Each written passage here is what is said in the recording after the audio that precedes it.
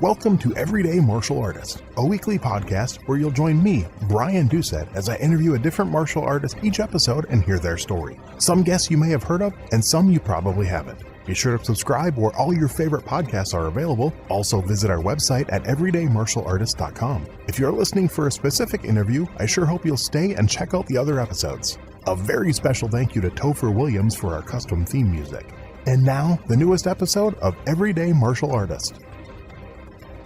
Everyday Martial Artist is brought to you by KOOnline.com for all your martial arts needs. Sparring and safety gear, rank belts, uniforms, weapons, patches, and more. Wholesale supplies made by martial artists for martial artists. Visit us today at ko-online.com.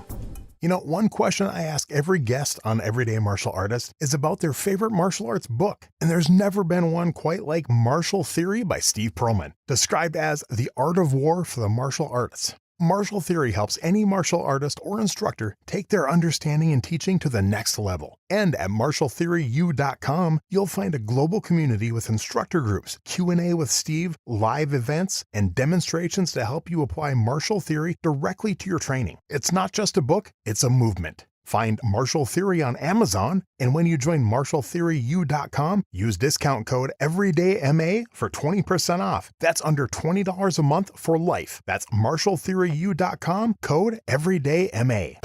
Hello and welcome to Everyday Martial Artist. I'm your host, Brian Doucette, and as we do every week, we're joined by a brand new guest talking about their life and their journey throughout the world of martial arts and sometimes other stuff they're involved in.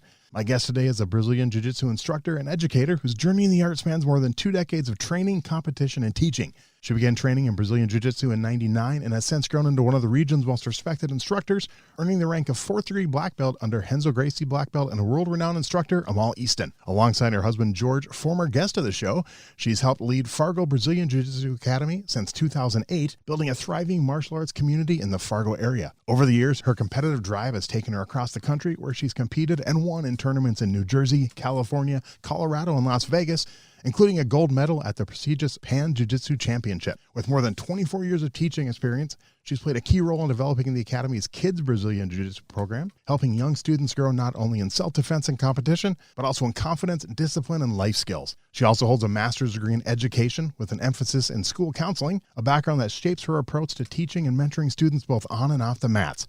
Please welcome my guest today, Sarah Andersch. How are you doing today, Sarah? Wonderful. Thank you, Brian. Wonderful. Hey, thank you. I know we've talked about this for a while, and I said after I got George on the show, I wanted to reach out to you, and I'm glad we made it work and got it scheduled. I know how busy you are, so thank you very much for your time. Yes, thank you. Well, I know you listened to George's interview for sure, so you know how we do this, but what I want to do is, I mentioned you started in BJJ in '99. First of all, I want to know if that was your first style, but what I want to know is where that first interest in martial arts came from. How were you introduced to it? Kind of what kicked off your martial arts journey? Well, I was older at the time, than a lot of people start martial arts. But I guess my background was more in gymnastics. I started gymnastics when I was 3. Oh, wow. And like 4 hours a day, 5, sometimes 6 days a week. So intensely did gymnastics all through my whole, childhood. Mm-hmm. And finished up my junior year, I think was my last year competitively.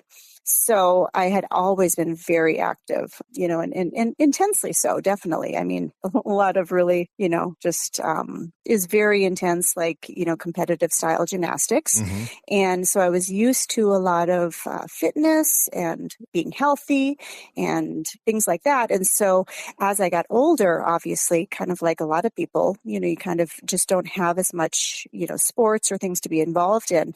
And when you're used to that, it's kind of stressful, to be honest. Yep. So I had a good friend, Jay Jack, in Colorado, and we had gone to watch one of his fights. And afterwards, he's like, "Have you ever thought about, trying jiu-jitsu?" And at first I was like, well, it was winter time in Colorado. So I thought this would be something that I could do in the winter to kind of, keep me in shape for, I think I was running at the time and doing some, lifting and things like that. But yeah, so I just started literally from, wanting to stay in shape And after I started, I mean, I was hooked, but it was kind of a benign start, to be honest. Yeah. So back up a little bit to gymnastics. So during those times from like 3 to 11th grade, was there ever a thought in your mind like, hey, maybe, go for the Olympics and try international? Was that ever something you tried to do or thought about doing? Well, some members of my actual group had tried out for the Olympics. So that was definitely, kind of on our radar in a sense. But me personally, no, I really didn't. I wasn't quite as, intense about wanting to do that competitive level as some of my friends, I guess. So. Okay. So just, another question about just because I had a friend in high school that did gymnastics, but I was never really around it that much. Like with that, like how, is that like a same like length season as like a basketball season or hockey where you're, for like 4, 5, 6 months of the year? Or was that more of a year round thing where even when the school didn't compete, you were doing thing with like a club gymnastics? Oh yeah. Okay. Yeah. And especially until like, I guess, my sophomore year, junior year, then it was a little bit more seasonal, in high school. But no, club gymnastics, it's all the time. Wow. So never a break. In fact, even during, Christmas break, we're sent home with a list of things to do every day. And we had special diets and got even our fat tested every month. And I mean, it was really intense, even underwater fat testing level, on occasion. So it was very intense. Okay. So think back to that first jiu-jitsu class. Your friend convinced you to give it a shot. You said you got hooked. What was it about it? What made you think, man, this is fun? It's ironic because it wasn't a class and it wasn't something that I probably should have been hooked from. I mean, looking back, I think George had mentioned this a little bit too, now that we're school owners, looking back and seeing like how we started, we're just like, oh dear, that was not how it should have been done. Like my first exposure to doing jiu-jitsu was this huge guy, Forrest, one of the jiu-jitsu. I think he was teaching, but, a student primarily. And I think he was working on like triangle choking me. My first time, which, for those that may not know what that is like me getting choked with his legs, while he's laying on his back and I'm sitting. I mean, just like that would be probably the last thing that somebody, maybe should do on somebody's first day. Yeah. And especially because it wasn't a class setting. It was like him just kind of like showing me jiu-jitsu. Like at the academy. So, and sometimes it is those weird things. I can't remember if I told George a story or not, but with me when I've been doing martial arts since I was 10, but I've been with Grandmaster Jim Grimstead now since 1994. And the whole reason was, my old instructor made me hate martial arts. And my listeners have heard this story, but he literally made me want to quit and give it up completely. And someone suggested I go watch one of Master Jim's classes. They're like, I think you'll really like him. And the first time I ever went to one of his classes, I walked in just to watch, and it was an adult class on like a Wednesday night in like a March of 94. And there was, I think, five or six students, and three of them were sitting on the wall, flat against the wall with their legs out in front of them and their pant legs rolled up, and their partners were kneeling over them with a bow staff, rolling it on their shins. And I could see the pain in their face. And I'm like, what the hell am I watching? But obviously, same thing. I'm like, boom. And 30 years later, I'm still training with them. So Yep, exactly.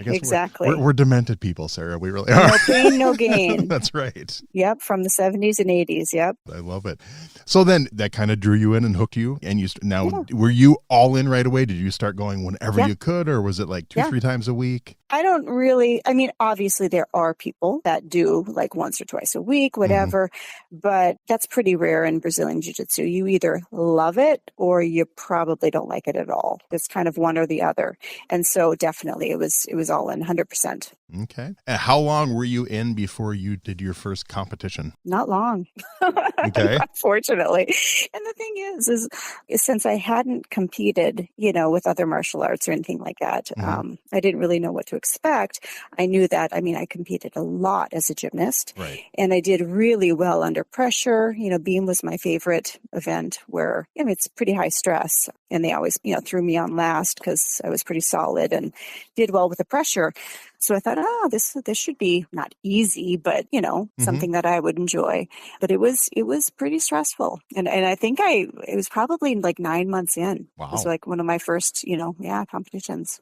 Okay. I like that though. So do you think then that your gymnastics definitely helped with that part of it? Oh, yeah. Well, all of it, for Yeah. sure. All of it. Yeah, definitely. Because, yeah, flexibility, strength, understanding body awareness, because with jujitsu, it's all about, so science-based, what level and what angle do you have to be at, and, just all of those little details. And for gymnastics, even when I was very young, they were always drawing pictures of what, where your body had to exactly be for this exact move. So, yeah, so I was aware of that and able to adjust my body as needed. Nice. And then was your first official instructor, was that Amal, or was someone else your first official instructor? I don't remember exactly. Amal definitely was the head instructor for Okay. sure. But Jay Jack, of course, Elliot Marshall, I think Forrest as well. Okay. Reynolds, I think his last name is. Yeah, so there were several of them. Okay.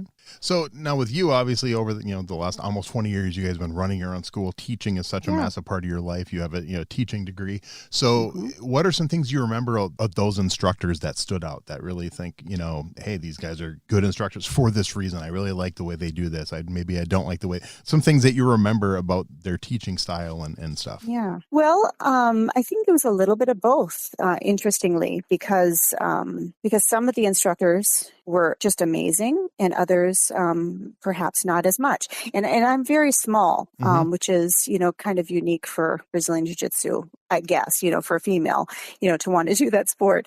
And so I guess starting with the ones that I didn't necessarily appreciate quite as much is when I had a hard time with a specific move, especially because of my size. It was hard when some of the instructors would be like, well, I don't know why you can't do it. That type of thing, like, well, it's you, it's not the move type of thing.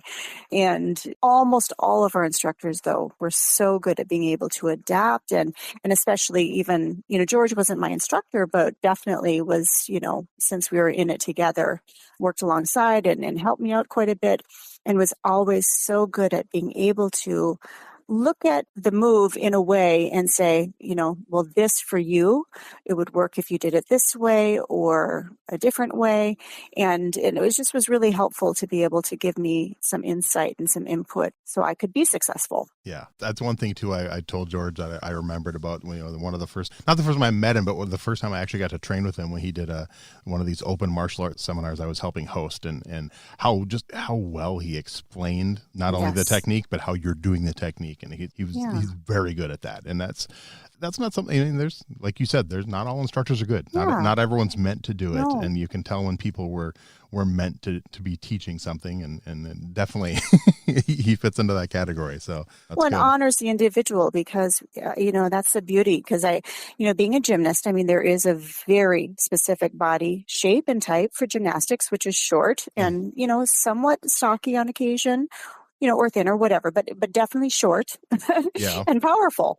And I also did ballet, and I'm not somebody who has a ballet body. Again, I'm short and more powerful, not long and lean, which is atypical for ballet. And, back in the 80s and probably early 90s, I think I was told, I don't have the ballet body, my backside's too large and, things like that. So having done other sports where I haven't necessarily fit the traditional mold, I always appreciate jiu-jitsu because you can be anything. You can be short, you can be tall, you can be long, you can be, thick, you can be thin. It doesn't matter. There's going to be a shape or a style or some kind of, version of it that's going to work really well for you. And I love that. It's very inclusive. Yeah, that is great. So thinking back to that first tournament you did after 9 months, do you remember how you did? Well, I think that was a local tournament just in Colorado. They had these kind of mixed, kind of taekwondo and karate, kind of all the different martial arts kind of broken up into different categories, and you competed just in the grappling, area. Okay. And what I remember about it is that, jiu-jitsu is a little bit more, pensive, and you kind of go, the approach is a little, not slow per se, but methodical. And, because it's self-defense based, I guess, at least with how we were instructed, we want to make sure to involve the aspects of sport and self-defense into one. we really approached it with a more calm mindset. And so going into the competitions, and especially working with people from other martial arts that aren't doing Brazilian Jiu-Jitsu, would just literally like attack you. Like I remember this lady like just grabbing me and just like almost like shaking and like trying to throw me down. I'm thinking, what in the world is going on? She's trying to kill me. And so it was interesting kind of being around more of, a different way of doing it, I guess, or going about it, I should say. Yep. And that was shocking for sure. So that was one of my first experiences. And I think the next was maybe Las Vegas. Oh, wow. And for a different reason, this one was a little bit more intense because I was a white belt, had only been, probably a year, I would say. And I don't know if you know Gazi Parman, one of the first. I know the name, yeah. Yeah, one of the first U.S. Black belts for Jiu-Jitsu. So she was a purple belt at the time. And that was pretty much it. It was like her and I. And this was like major, level competition. Wow. And I had no idea who she was. Of course, my instructor, Amal, did. I mean, he knew exactly who she was. And he was so sweet. He was just like, well, we're just going to go out there and, we're just going to just do your best type of thing. And he knew. I mean, I could, now looking back, I knew he thought she was going to just be destroyed because it was, white and purple belt. I mean, and she was also, she had trained other martial arts her whole life. Okay. So this was nothing she was new to at all. And here's me walking in, it's, I think, second tournament, and she destroyed me and like not just destroyed me, but literally armbarred me mid sweep in the air, popped my arm. I mean, just beat the shit out of me. Wow. To be honest. And the thing is now, again, looking back, like so inappropriate. If I were going against somebody, who was several years underneath me, would I break, almost try to break their arm mid sweep? No. Yeah, definitely not. I hope not. No. No. So that was really jarring, to say the least. That was not a great experience. And so much so that, because I think my match against her was no gi. And I think I was like, you know what? Gi is the one for me. Not no gi. Okay. And almost from that time, thereafter, I pretty much exclusively have trained in the gi. So it shaped me. Okay. And of course, unfortunately, it was recorded. Do you remember they used to have the DVDs and was it 101 submissions? Yeah. Yeah, I'm on it. Really? not for a great submission. Okay. But that arm bar is unfortunately on there. I may have to go back and watch that. I might actually have that DVD now that I think about it. You might. Yeah, I'm on it. If you see Gazi Parman. And so there's that. Okay. But I still tried thereafter. I had gone to many tournaments, after that. And but they were all, I think, pretty much all in the gi after that one. So do you remember the very first tournament where you won the championship? Yeah, sure. Well, there were several after that. And it just, that was like the early 2000s, there weren't that many females. And so they would really lump us in to a category. So, sometimes you'd get put against somebody who was just really, really inexperienced. And those were the tough ones. Like I remember, I don't know, this one was in California, I think, and this poor young lady like tapped just to me, holding her in side control. And I'm like, it's kind of disappointing because you're like, I didn't even get to submit her. I just was holding her really well in side control and she tapped. Wow. So, I really had kind of a mixed bag, of experiences thereafter. But I think my favorite one, was winning Pan Ams. I won gold because I got to compete against people internationally from Brazil, from Japan, from the US, obviously. So literally international. And so that was a big deal. And that was, it was fun. And I did well and I felt good about it. So, yeah. So in a tournament like that, about how many matches would you have like over that couple days? It was probably only like 5. Okay. It was just one day, but yeah, it was probably about 5. Okay.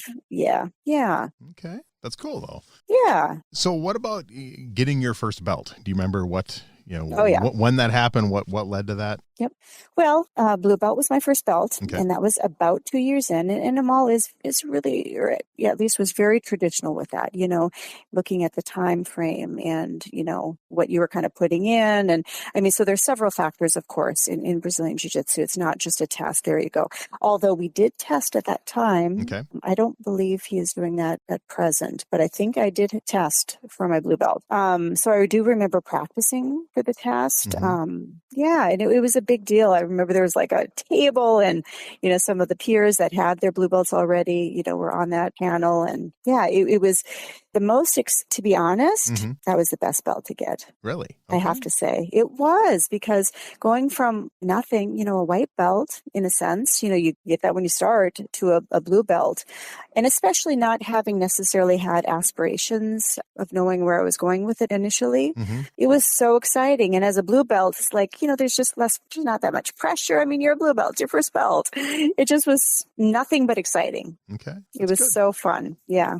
And then what about the teaching side of martial arts? When did you first experience that? When did you realize that's something you wanted to do? Well, I think George had mentioned this, because it was smaller school at first. A lot of us we were able to kind of start teaching perhaps earlier than at some other locations, where there are more people. So that was really neat. And being that my emphasis has always been working with kids, that's kind of, that's the direction that I took with jiu-jitsu as well. I started coaching gymnastics for kids when I was probably 15. Wow. I would say. So I had been teaching kids gymnastics for a long time prior to that. So it just and I taught dance and other things. Yeah. Okay. So then did you start at blue belt helping teach, or was it before that? I think it was before that even. And, Wow. and I was an assistant to Elliot Marshall, I think was my first, he was the primary coach and I was his assistant. Yeah. And it was wonderful. It's very different. It was different for me than teaching gymnastics, but it was really challenging, I guess, in a way it was exciting. For me, one of the reasons why I went into education and school counseling is to give children the ability to be able to develop themselves to the best, the best that they can be in a sense, because everybody's different and unique, and that's wonderful. Yeah. But sometimes people get kind of put into a mold and they're just wanting to aspire to be one certain type of person. And again, what I've mentioned before about jiu-jitsu is there's all these different kind of models of what can be successful. Right. And I just love that. So working with kids and giving them confidence, and even if they're not necessarily like just working out, they're getting exercise, they're having fun. Jiu-jitsu being a partner-based martial art, you have to work with partners and you have to practice that and how to be a good partner. Yeah. And then there's, of course, the quote unquote winning and losing, which is such an important skill for kids to learn. And oftentimes they're not taught that. So I really recognized from pretty much the get-go how important teaching jiu-jitsu to kids is and the type of life skills that they can learn from doing Brazilian jiu-jitsu, compared to, at the same time, I was a school counselor and trying to work with kids and trying to help them stay in a class that might be challenging, but they want to drop it anyway. Or, all these things that I was kind of bumping up into and becoming frustrated because I wanted kids to keep developing themselves. And I wasn't having as much success there as I was in helping with jiu-jitsu. So when you first started training at a mall school, did he have a kids class? Oh, good question. I think he must have. Okay. I just know, I can't remember if I asked that to George or not, but I know a lot of instructors back then didn't have kids classes at first and just adult classes. So that's why I was curious. Well, when he first opened, I don't think so. Okay. But I think shortly thereafter, and I think Elliot, who is the primary kids instructor, when I started helping, was the, kind of the person that probably got behind that, got that program started. Okay. And I think it was pretty, about the time that I started, if not a little bit before that. Okay. So thinking back then, as a white belt assistant instructor, even back to gymnastics, over all these years to now, you're running your own school. What do you think has changed the most about your teaching style over the years? Well, I talk about this a lot, to be honest, with the coaches that are assistant instructors for myself, because some of them have experienced the same thing. When I started gymnastics, and actually the whole time I was in it, which was, again, the 70s and early 80s and into the very early 90s, In gymnastics, there is no crying. I mean, if you pouted or were crying, something like that, you literally got sent home immediately. Like I mentioned, they checked our fat and if our fat percentage, and if we were over a certain percent, we weren't allowed to do floor or vault. And that was just the way it was because they didn't want to damage, our joints, which it made sense. Yeah. But, it was very strict. There was no playing. There was no messing around. I remember we had one, like a really famous instructor that came through once a year, Gary Goodman. And he kind of traveled all around the world, literally, teaching kind of the new techniques for gymnastics. And just mean. There's no way to say it other than just mean. Yeah. So I was really accustomed to that style. So when I first started teaching gymnastics, that's the only role model that I had. So I was really strict and really tough on the kids. And there was a lot of tears. There was a lot of that kind of stuff. So when I started jiu-jitsu, I had been working, as a counselor for a few years before that.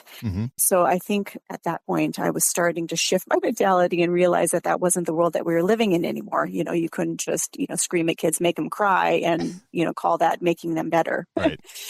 So kind of looking forward to now, I'm really working at trying to have a really nice balance between creating a fun atmosphere, something that's going to make kids want to be there, and really develop their sense of personal identity and sense of self, and also be challenged in a way that helps them to grow, but not in a way that makes them want to quit. Right. So, and some of the people that I work with, I mean, you kind of, when you think of teaching martial arts, sometimes you think of just a real strict and that's what the parents want, and that's what the kids want, and that's what they should get.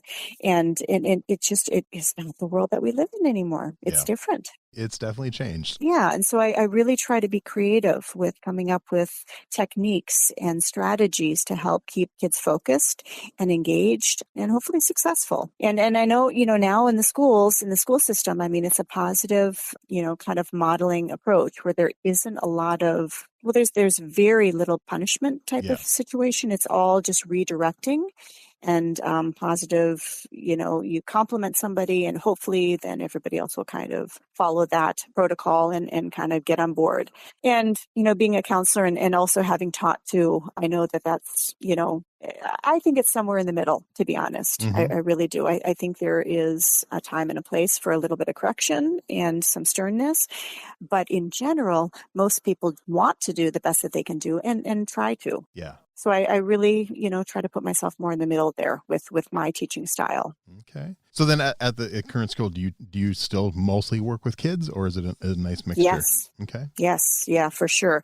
I mean, that's my passion. I feel so fortunate, and I can't express this enough, that I get to inspire kids, hopefully, to want to be more successful. And even if they don't continue on with jiu-jitsu, but there's so many parallels between what they learned in jiu-jitsu and in life that's going to give them hopefully a leg up. I really like to work with kids and take kids in that perhaps other martial art programs wouldn't accept. A lot of our kids have special needs. And there are some programs where I'm sure that they wouldn't let the kids continue because they're, maybe so hyperactive that they're not able to listen well. Or, there's a whole variety of challenges that kids have. Yeah. And hopefully my strength is that I work with kids and make them successful or create a curriculum or a program that they can find success in, regardless of their challenges. Nice. And I can hear the passion in your voice when you talk about it. So I love that. That is so cool. I love that. That's I'm good. so excited that I get to do it. And especially, I have to admit, it's not that I like to work with all children, but the ability to work with young ladies that probably didn't grow up wrestling. And I ask this often just so I can kind of get a gauge in my mind. Most young boys have wrestled with their parents, with other siblings, when they're growing up.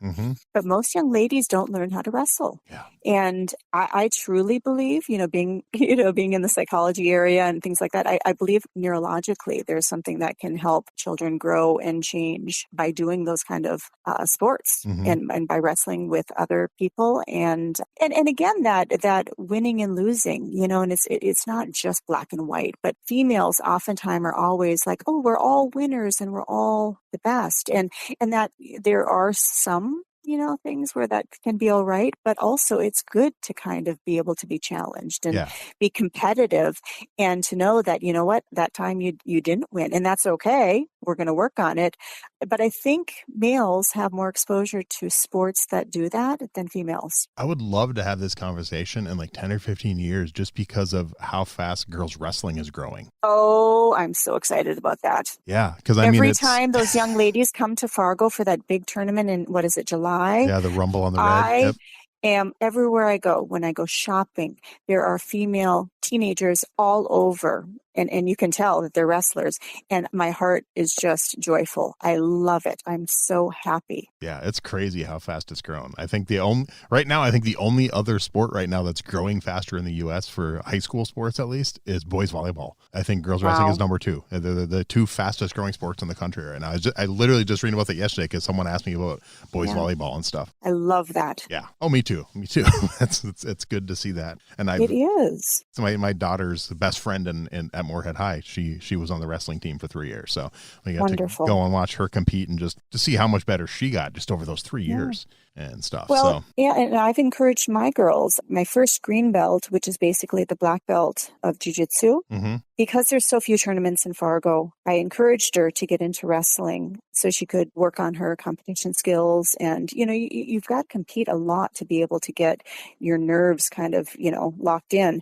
And so I encouraged her to start that. And she was a very successful wrestler all through, I think she started in middle school and all through high school. Nice. So, so that was really exciting, even though we kind of lost her to the end because wrestling season, it took up a huge chunk of the year. Yeah. But it was so exciting to be able to see her do that and be successful at that. Yeah. And then she was an assistant coach too. And then nice. She, taught other wrestlers. Yeah. I think it's the same now think back to like when I was a kid, in the 80s and stuff, sports at the end of the season, they were done till the next year. Whereas now like every sport is year round.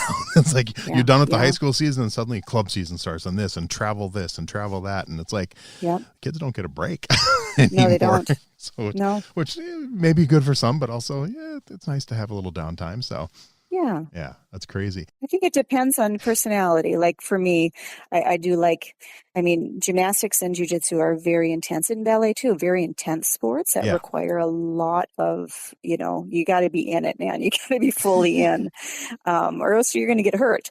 And so for me, I really liked having that kind of a dedication, to one thing. Oh, yeah. That's good. So I'm curious, with your background, with education and all you're doing with kids and everything, is there ever been a thought that's crossed your mind of maybe writing a book on the subject, like teaching kids jiu-jitsu? I sure wish I liked to write. I don't. Now, I have thought about it, and even just putting together a curriculum. And I definitely, if I could work with somebody else, might do that, because over the years, I've really developed our own curriculum, and it's very structured. We don't just come in and just kind of teach whatever we kind of want that day. But, I really try to involve the social emotional aspect of it. And we always start with the circle, and we always have a topic for the month. Like right now, we're talking about self-esteem and, kind of expressing yourself. And we also, because self-defense, it's so important for anti-bullying and things like that, to be able to communicate with confidence, even if you don't feel it. So I really like our kids practicing communicating in front of others. And like this month, they have a sheet that they have to fill out that's kind of all about them, things that they like to do, things that are about them. And then they have to fill it out, bring it in, and all of our students have to speak in front of everybody and share that information. Nice. So, so every month we have a different, sometimes there's homework, sometimes it's just, discussions, and I require community service. We do like some volunteering once a month, where all of our students have to be involved in that. So I really work on developing the whole person and not just focusing on Brazilian Jiu-Jitsu. Okay. Well, and the nice thing too, with in the time we live in now and technology, you don't even have to like writing. I mean, you could literally just record it and AI could convert that into text and then just do a little editing and suddenly you have a book. I mean, isn't that true? Yeah. That's a foreign concept still to me, but my husband uses it a lot. So that's something that we should definitely work on for sure. Well, So there you go. Yeah, because then I could help more people, because of course, I mean, that really is, I mean, being able to, I mean, we're getting older, I'm in my 50s, and, and it just is many kids that we can possibly help, the better. So good. Nice. So do you remember then people. the first student that you personally brought from beginning all the way to black belt? First person. Well, I guess I'll speak about the kids side, because, Okay. I have taught adults and I do teach women, Mm-hmm. but primarily throughout the years, the kids program has been like my program. So I would guess Alana would be my first kid, quote unquote black belt, because Okay. of course you can't have black belts as kids. Right. So green belt is the highest belt that you can achieve. So, and that was a huge deal, because it takes about 10 years. I mean, Wow. it takes the same amount of time for one, to get a green belt as Okay. one would get a black belt in jiu-jitsu. So it's a huge deal. So how does that work then? With if they're a kid, when they hit a certain age, do they just get the black belt when they hit a certain age, or is there more involved getting from the green to adult black? Well, and there's a lot of room for kind of different schools to have their own, styles and power. So I have a very structured program, and how I do it is that there's a time element, of course, and a certain amount of classes that one has to get before they get stripes. Okay. So the stripes that they earn are time-based,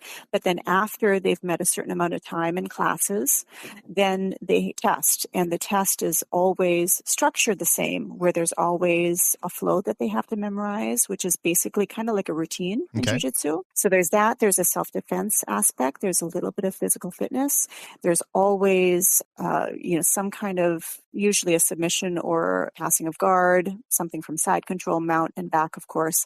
And then for the kids that are doing submissions, a submission. So the structure is the same, and I have all of the tests written out, from, white belt all the way through, green belt. Okay.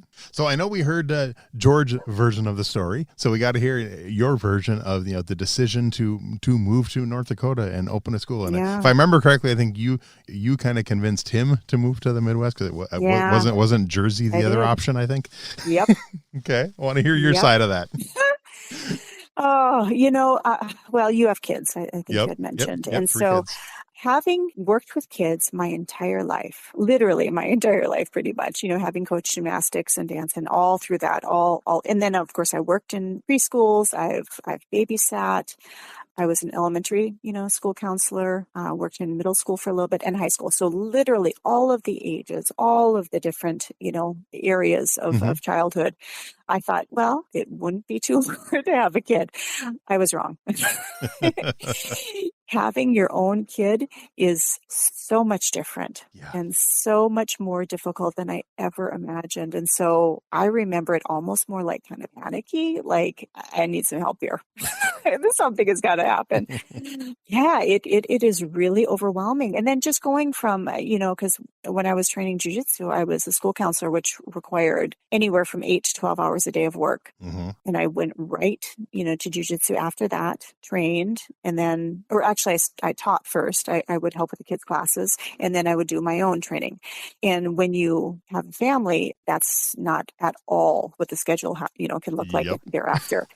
So we're like, man, if we're going to keep doing this, like something has got to change. I can't keep this pace up. It was really stressful.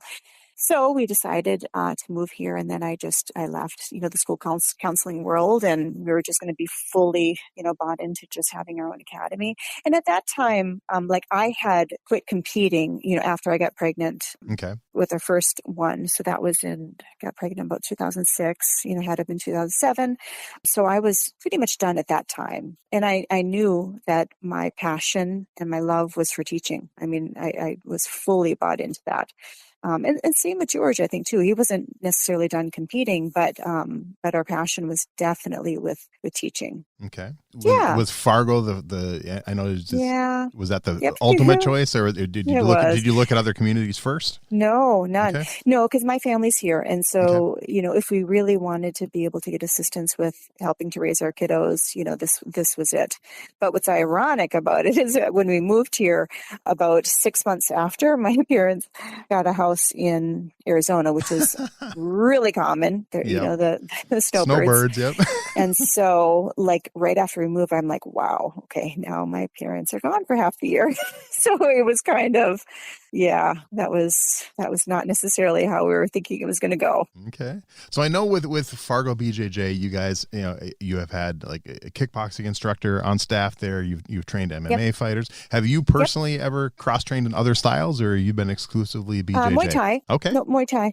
Yeah, Amal is an amazing. He's always been my favorite Muay Thai instructor for sure, because he actually like competed in Thailand, and I mean, man, what that guy's gone through is just amazing. Yeah. But he was my favorite. Of course, Dwayne Ludwig, amazing Muay Thai instructor. So we had some great instructors in Colorado. I was really, really lucky. Like I had no idea, not having done other martial arts or been to really any other schools, like, man, the exposure and the coaching and the training that we got, like, I can't even tell you how fortunate we were to have like the best of the best. Yeah. So I never competed at Muay Thai and I never wanted to, but I really enjoyed learning it. Okay. Yeah. So I even taught a little bit here and, on occasion. Yeah. Cause I really enjoy that. So was that something when you guys decided to add a full-time Muay Thai instructor, was it hard to find one? A little bit. Yeah. Cause it's not like Muay Thai isn't, not very common, obviously, especially in this area. Common here. Yeah, for sure. In Colorado, it was. I mean, it was pretty easy. There are Muay Thai instructors like all over the place.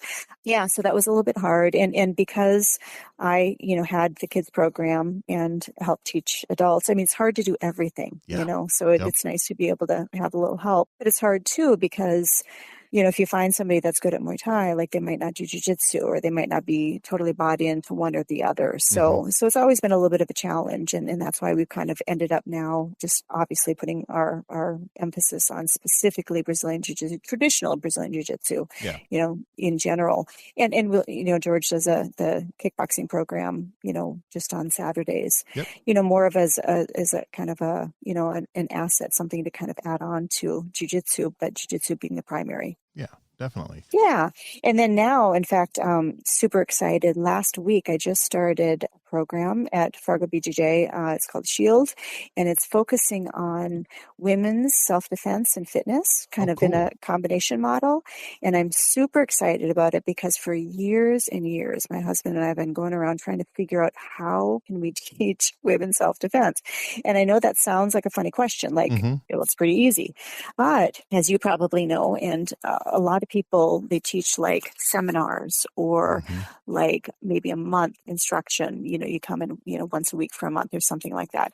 And George and I have decided, really both of us early on, that is not what we're going to do because it's not safe. Me teaching and having done jiu-jitsu for, 26 years now, on occasion, I'll even have a brain fart where it's like, gosh, I forgot something. Just like, that's right there, but like I lost it for a sec. And that's with training, obviously, often. Yeah. So we knew there's no way under duress that somebody can actually pull off something that you learn in a seminar or even a month long. Yeah, especially 6 years ago or something. Yes. So I thought, well, gosh, what do people do regularly? Fitness. And I used to teach a fitness class at our school when we first opened, kind of more like a CrossFit type style program. And so, so I'm combining like kind of the jiu-jitsu warm-up circuit, like fitness class. And then we break into like some flow drills and then self-defense at the end. And I thought, well, for people that don't want to do actual jiu-jitsu class because they maybe are overwhelmed by, training with big guys, etc. And then also there are people that just really don't like that physical contact. And for me, I can't relate because that was never an issue for me, but I know so many people, especially females, are pretty overwhelmed by that. I thought, finally, this is what I can do. So I'm super excited because now I can hopefully, start providing more self-defense in a way that I feel good about and that makes sense for me as an instructor and just somebody trying to hopefully help people. That's awesome. I love it. And you'll have to, like I said, when the episode comes out, I'll put links for the schools and stuff, but if there's a specific link for that program, I will definitely add that also. So yeah, I'm really excited. Awesome. Yeah. And we do a little bit of kickboxing, but I always tell people, especially for females, that's not the format for self-defense. I mean, in jiu-jitsu, of course, you're either trying to get too close where you can't get hit or too far away where you can't get hit either. Yeah. So it's more for fitness and for confidence and fun. But I know that myself, when I started training Muay Thai, just my stand-up in general, I felt more comfortable on my feet because, of course, Jiu-Jitsu is all on the ground. And that's where I put my, most of my work. It was beneficial for me to practice a little bit of stand-up. That's cool. That's exciting. Yeah. Really exciting. Mm-hmm. All right. So over your martial arts journey, is there one philosophy that's at the top of your list? One philosophy, like, explain to me, like, what you mean by one philosophy. Whether it's like, this question, I've had such a wide variety of answers. Like some people will just quote like a mantra or something from their martial art, like indomitable spirit, never give up, quitters never win, things like that. It's just like a saying, or just a strong belief that you've either learned from someone else or developed yourself through your and even going back into gymnastics if you want to, it's like, one really common one is like having a white belt mentality, always be willing to learn something, things like that. Yeah. I don't know if I have any statements or so. I mean, it's kind of funny though. I have a lot of little things that I have in the kids class, like just silly things that they can hopefully remember. But like it sounds silly if you don't do jiu-jitsu, like ABC, always be choking, because choking is the primary emphasis, of course, on, for That's jiu-jitsu. Good, actually. I like that. So I kind of, I have a lot of really kind of silly, like little sayings and stuff that I do for the kids class. But I guess in general, my philosophy as far as jiu-jitsu goes is just like how grateful I am to be able to pursue something that is so inclusive and welcoming to all different types of people. And I just love the fact that it teaches people how to be humble, because humility is hard to teach. And maybe even impossible to teach I would agree. in something other than martial arts. So humility and self-control and just the natural, just what one is focusing on jiu-jitsu and submission and being submitted and that restraint. It just, I can't think of anything else that I would want to teach to help make somebody a better version of themselves. And like I said, this is coming from me being a school counselor where I for 10 years, for more than 10 years, for like 13 years, have worked with kids, really trying to develop them and into, better human beings. And hands down, I can tell you, I have been more successful at creating better humans through teaching jiu-jitsu than anything else. That's great. I love it. All right. How about a worst martial arts related injury? Oh dear. Kind of embarrassing. Okay. Well, because, most of the time it is. You're doing something stupid, right? And that's why you get hurt. But, Elliot remembers this too. Elliot Marshall, who I've mentioned, was one of the main instructors, and he's a huge guy, 6'3", I think, and over 200 pounds, and I'm 5'3", and probably at that time, at least I was about 125, maybe 130. And so I'm flexible because I was a gymnast. And so sometimes I did things that were not as typical because it worked for me that didn't work for other people. And I remember Elliot saying, "Oh, sir, you got to stop doing this or that or whatever, because it's not going to work." And so I was practicing gogoplatas. I don't know if you know what that is, but okay, gogoplata. And I was like, it's going to work. I'm going to choke him with this. And first of all, that was dumb. He's huge. And so this was open mat time, and we were training, and I was doing a gogoplata on him. I was just cranking on it, trying to choke him, right? And then all of a sudden, it was like a gunshot. Bam, bam, bam. I mean, really loud. The whole gym stopped. And I'm like, shit, I broke his neck. I thought. Wow. That would be scary. Yes. And so everybody stopped and was looking at us. And then we kind of moved around a little bit. And I'm like, oh, it's me. I literally tore my LCL, my lateral collateral, like 99%. And it's so funny because when I went to the doctor to get it assessed and they're like, wow, we never see that tear in isolation. It's usually in car accidents, or something like that. And I literally tore my own LCL trying to choke him. Wow. Oops. So I gave up doing gogoplatas. Yeah. And how long were you out of commission because of that injury? Oh, a while. Okay. Quite a while. I mean, it was bad. Yeah. It was really bad. I remember I had to see I saw several different doctors because the first two doctors said, for sure you have to have surgery no matter what. And then I went to the third guy and he's like, you know what? I think there's 1% that's still hanging on there. He's like, yeah, maybe you don't need surgery. I'm going with that guy. Nice.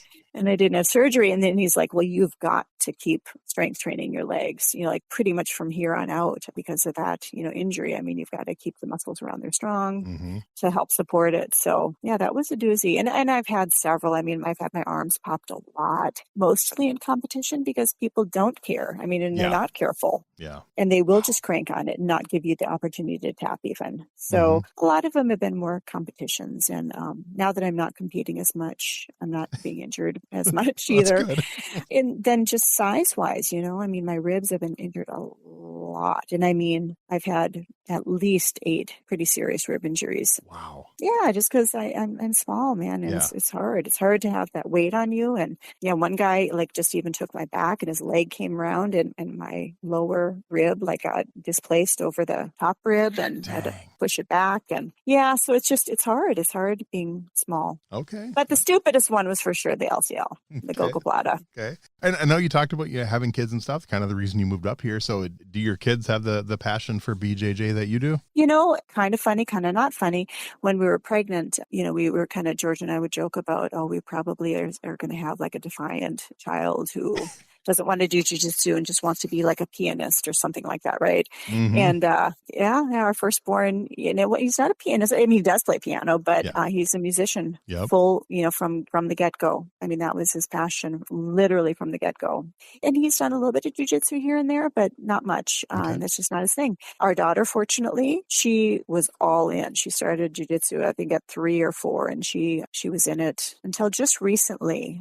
Now she's into theater and some other things. Yep. I've seen her on stage a few times. So yeah, that's right. Yep. But she even competed and she, unlike me, she fortunately got my husband's size. So she's not petite, she's taller and, stronger. So she really liked the wrestling aspect and, that kind of stuff, which was just more difficult for me as a jiu-jitsu practitioner. So so she loved it. And like I said, it's not, she's not doing it right now, but she did many years of it. That's good. Okay. Yeah. All right. I got a few fun questions we use to wrap up the interview. And I'm sure you heard when I asked Georgie, so hopefully you'll have some good answers on these. But so let's say you were going to take that walk into the cage. You were going to step into the octagon. What's your walk-up music going to be?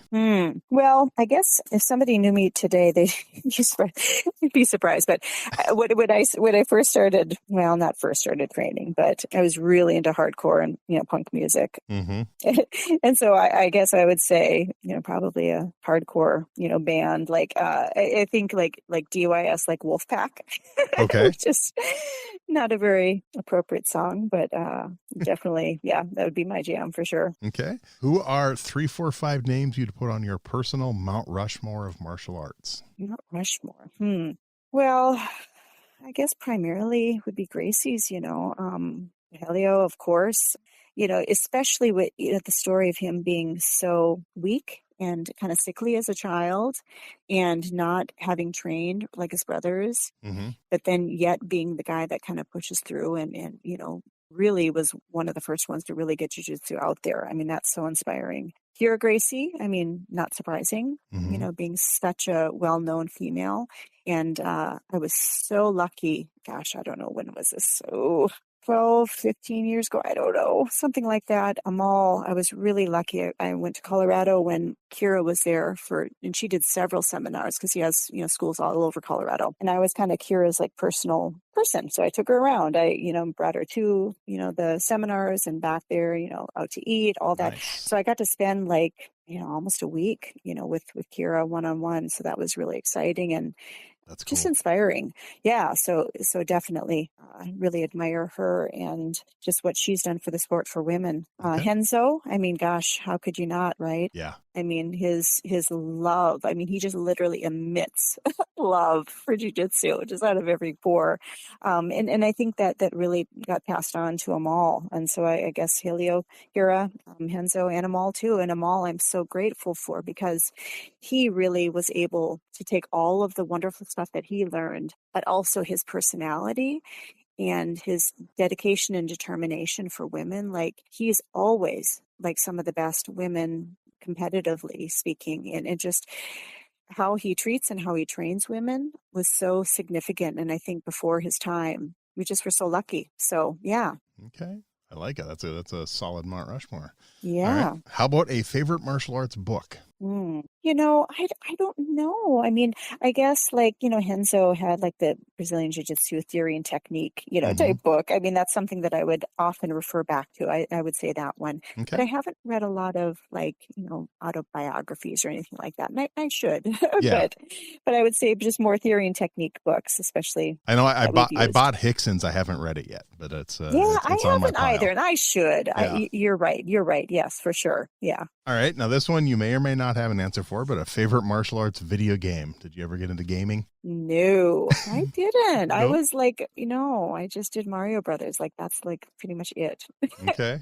And I don't think that counts, does it? Right. That's okay though. So nothing to do with martial arts, but I just thought of this because you were a gymnast. I have to ask: Yeah. were you a fan of the '80s movie American Anthem? No, I wasn't. Really? Oh, With Mitch Gaylord, Olympic medalist from '84. Nope. Wow. Wasn't that sad? No. You'll No. have to dig that out and watch it. It's a classic. I should. Okay. Yes, American Anthem. Yeah. I haven't watched it in a few years, but I remember because I interviewed another person who was a gymnast Yeah. like 2 years ago. And after I interviewed him, I pulled that movie out and watched it. So Okay, I'll just have popped to into check my it head. out Cool. for sure. How about a favorite martial arts TV show? Oof, I don't know if this counts. I love watching Xena. I have to admit. I would count that. That was a good show. Okay, then yes, Xena Warrior Princess. I mean, command, like that's good stuff. It was fun. When I lived in California back in 96, 97, the place I worked at, Yeah. that we built high-end special effects computers and stuff. And we actually, our in-house people worked on a couple special effects scenes from Xena. So, are you kidding? yeah. That is so cool. Yeah, that was actually kind of cool. I was a big Xena nerd for Yep, sure. That's Yeah. awesome.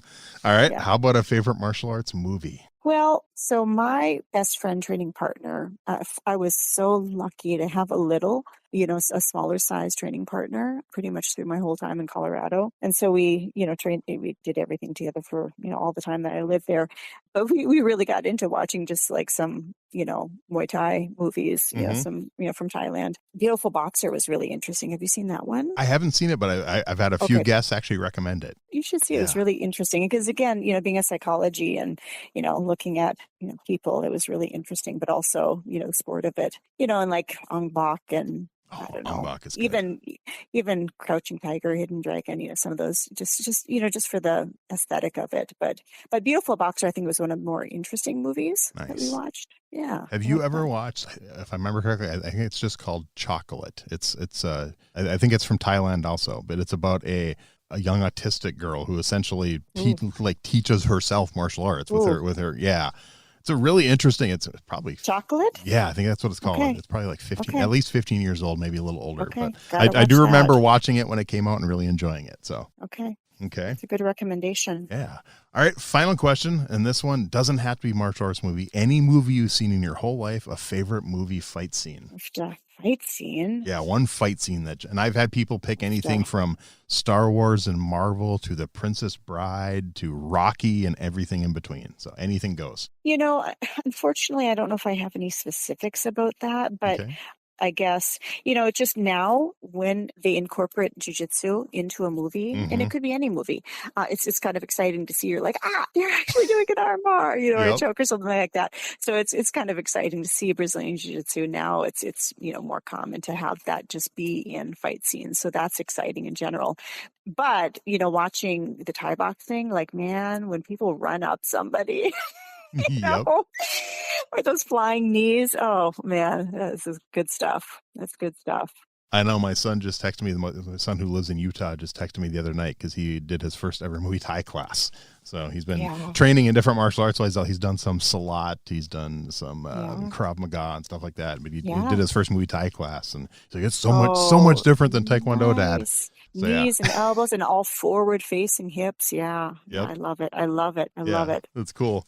Well, it's good stuff. Before I let you go, Sarah, is there anything I forgot to ask you, or we just want to be sure to get out there really quick? Don't think so. Just I mean, I think just the whole premise, of what we're doing here, I think is just really working on trying to take kind of almost like, the average person and really helping them to be the best version of themselves. And I really love that about what we're trying to do, because I think George even mentioned this, and I'll second it, is that almost anybody can take like a super athlete and make them good at almost anything. Yeah. But man, taking people that have special needs or have extreme, challenges or self-esteem deficiencies or things like that, and really getting them to be at a more functional level, or, just obviously increase their self-esteem or be able to protect somebody else that's an underdog. Yeah. Like, I don't know. I really feel very fortunate that we can do what we do. So I love it. Hey, I love it too. And especially in this current climate, Yes. it really, to be able to have, especially women and children, given the chance to have them defend themselves. Oh, I feel so lucky, and I hope I can keep doing what I'm doing for a long time. Nice. Hey, I love it too. Yeah. And seriously, I truly so much appreciate your time. I'm so glad we were able to do this. And I think the listeners are really going to enjoy this interview. I hope so. Okay. Well, thank you so much, Brian. Wrap up today's episode by taking your own training to the next level with Martial Theory by Steve Perlman, the book that's redefining martial arts thinking. Find Martial Theory on Amazon today. Join the worldwide movement at martialtheoryu.com, where you'll find Q&A sessions, live events, and direct guidance from Steve himself. Use code EverydayMA for 20% off for life. That's martialtheoryu.com, code EverydayMA. Thanks for listening to Everyday Martial Artist. We hope you will join us every week for a brand new episode with a different martial artist telling their story. If you enjoy the show, be sure to leave us a review. Also, be sure to check out our website at everydaymartialartist.com. There you can find all of our episodes and contact us to suggest guests and ask questions. Again, thanks for listening to Everyday Martial Artist, and we'll see you next week.